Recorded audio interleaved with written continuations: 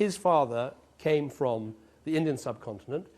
His father, I think, was a bus driver in Tooting. And in one generation, his son is sitting around the highest, most powerful table in the land, the cabinet. That makes me incredibly proud. That's what we've got to do more of. Is that the case in every area of life? Have we got enough people who are high court judges or at the top of our armed forces? No.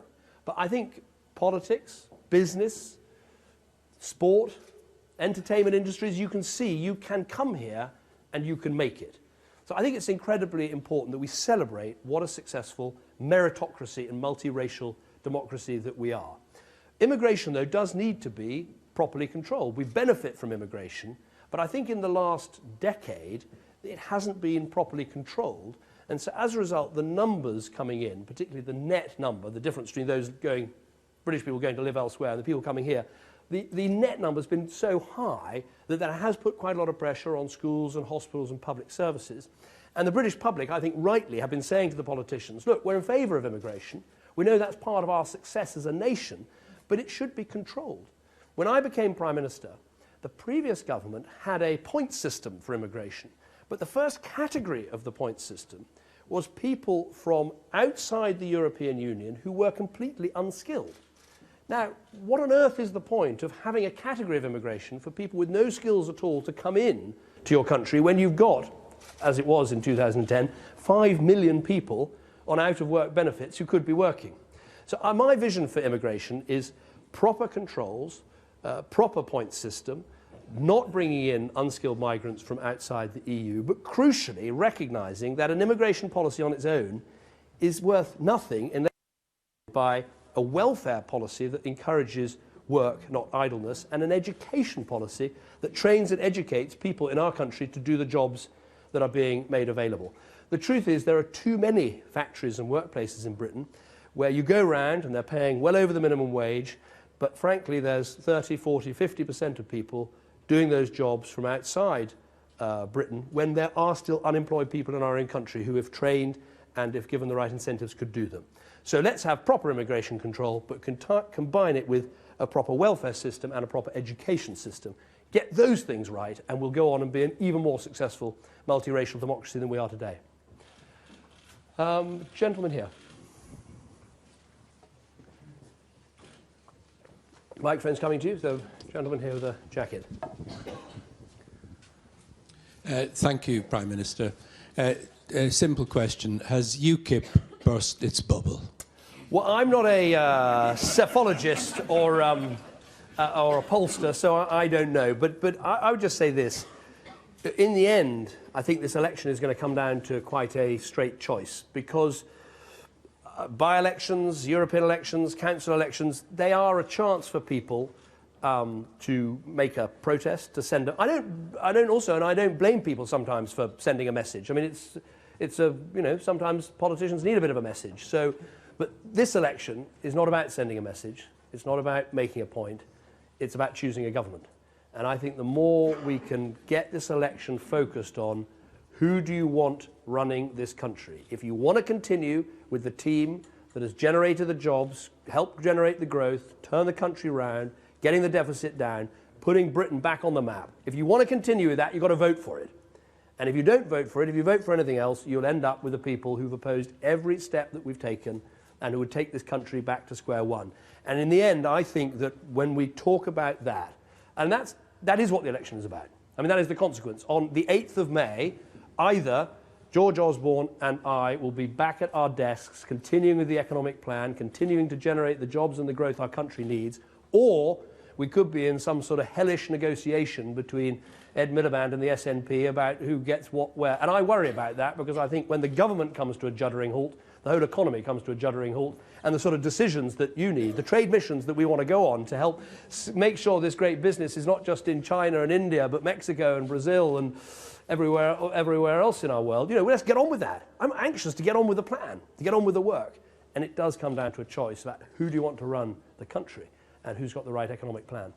Let's take a couple more. The people who've been staring at the back of my head, I always think, need a special break. Lady here, I haven't got a microphone, but here it comes. Thank you.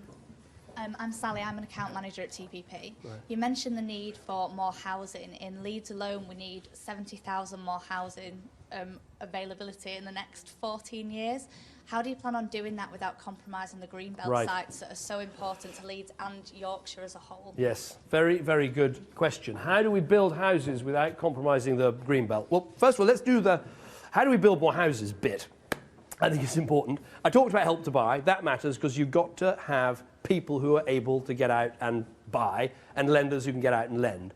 But for the builders to build, you also need to simplify the planning system. Now, we've taken 1,000 pages of planning guidance and replaced it with 52 pages. We scrapped a lot of the so-called change of use orders. In fact, I think I'm right in saying the building I'm standing in wouldn't have been available as an office building under the old rules because it was reserved for something else. And we said, let's get rid of these rules. And if some offices need to be turned into flats, so be it. And if some car parks need to be turned into offices, so be it. Let's let the engines of enterprise work. So that is crucial. But the key question you're asking, how do you get this balance between the houses being built and the countryside being protected?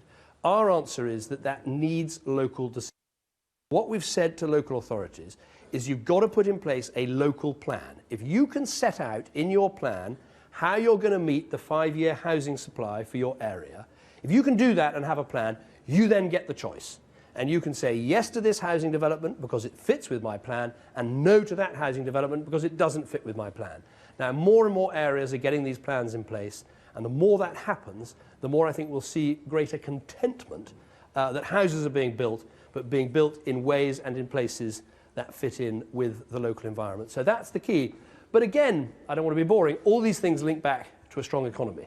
No one builds any houses when the economy goes bust. When interest rates go up, no one will build any houses. If we're not creating jobs, the demand would go. So let's make sure we keep the economy moving, and part of that will be providing these extra homes. Let's have a lady over here. Hi, I'm Katie. I'm a student at the University of Leeds. I know that in January this year you introduced the new enterprise zones, and I think they're a great idea. But I was just wondering if you had any ideas along the lines of entertainment zones.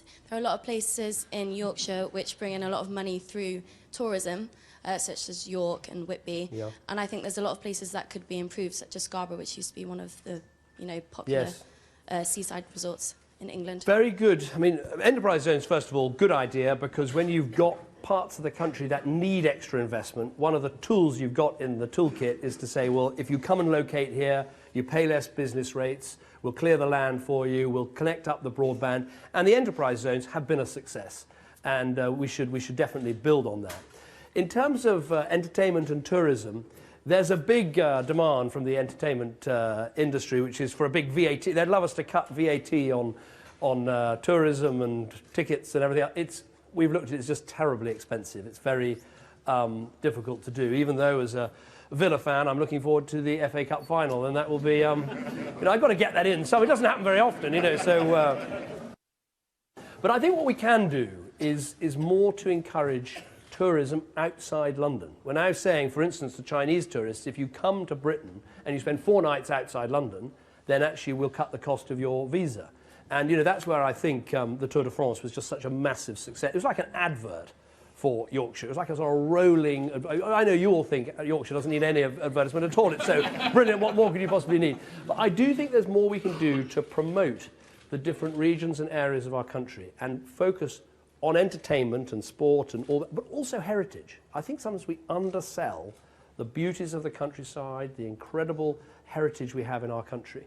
So I think promoting that better, and we have the Great campaign, which as well as helping businesses to export, we push very hard. So a combination of that and help on visas, I think can all make a difference. But the big VAT campaign is a hard one to crack. One more question to go. So you've been very patient. I'll take your question. Hold on, here comes a microphone. You may not need it, but just in case. Okay. Diyar Sharma MB, Bradford Conservative Association. UK IP wants to abolish British aid. I know you have been a great champion for developing countries. After 8th of May, what are your plans? Are you going to increase it or decrease? Thank you. Well, we made a very clear promise about our aid budget. Back in opposition, when I was leader of the Conservative Party, I said that Britain had made a promise to get to 0.7% of our GNP, gross national income, in aid, and I said we should keep that promise. And although we had to make lots of difficult decisions in government, I thought that the one thing you can't do is break a promise you make to the poorest people and the poorest countries in the world. And so we are one of the first major countries to meet that pledge, to spend that money. And that money, your taxpayers' money, has vaccinated millions of children who otherwise would be dead. It has sent children to school who otherwise would have been left uneducated. It has helped to transform countries that otherwise would have been left in appalling poverty. But even if you're not convinced by those arguments, the moral arguments about tackling poverty, I think there's also some very national interest arguments for this, which is when we think of the countries where so many of the problems come from in terms of terrorism or conflict or climate change. Think of somewhere like Somalia, where you had pirates hijacking British ships, you have terrorists potentially coming to our country, you've got migration movements and asylum movements that have an impact on us. Surely it makes sense to try and help fix those countries before they get broken and use our aid money to help stitch them back together again. So we have pledged in our manifesto very clearly. We continue with the pledge we've made about overseas aid. I profoundly believe it is meeting a moral promise we made to the rest of the world, but it's also strongly in our national interest. I don't see the defence budget over here and the Foreign Office budget over here and the aid budget over here. To me, they're all part of our responsibility as a nation and part of our national security. That's what it's about. Can I thank you again very much for letting me come today? It's really exciting being in this building at the start of something that I'm sure is already a great British business, but is a business that has immense potential. And to stand here and think that as well as the 200 or so people working here now, there's going to be another 400. That is the sort of growth and success story that we want to see in our country. It is very much part of our plan for Yorkshire and Northern Lincolnshire. So please keep at it. Thank you very much. And please support Stuart Andrew, who's a really hard-working Member of Parliament. Send him back to Westminster. He does a great job for this area. Thank you.